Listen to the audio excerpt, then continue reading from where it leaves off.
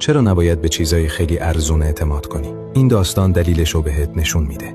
مردی یه باغ‌وحش خیلی بزرگ ساخت و قیمت بلیطو $300 تعیین کرد، اما هیچ کس نیومد. مردم قیمتو دیدن و منصرف شدن. برای همین مبلغو به $200 کاهش داد. امیدوار بود این تخفیف باعث بشه مردم جذب بشن، ولی بازم کسی نیومد. قیمتو کرد $50، اما همچنان خبری از مردم نبود. آخر سر همه چیزو کاملا رایگان کرد. همین که اعلام کرد ورود رایگانه، همه هجوم آوردن و با خودشون خیال کردن که خیلی زرنگن.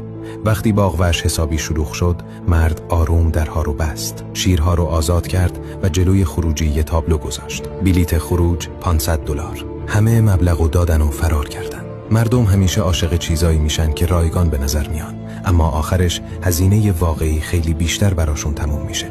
تو زندگیم چیزایی که اولش آسون یا ارزون به نظر میان، معمولاً در آینده خرج خیلی بیشتری برات میتراشن.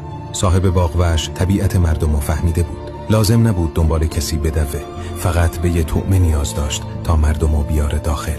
بلیت ورودی رو رایگان کرد و وقتی زمانش رسید، همون قیمتی رو که میخواست ازشون گرفت. مواظب چیزایی که خیلی آسون یا خیلی به صرفه به نظر میان باش. هزینه اصلی معمولاً وقتی ظاهر میشه که اصلاً انتظارشو نداری. اگه رشد رو دنبال نمی کنی، احتمالاً دیگه هیچ وقت ما رو نمی بینی.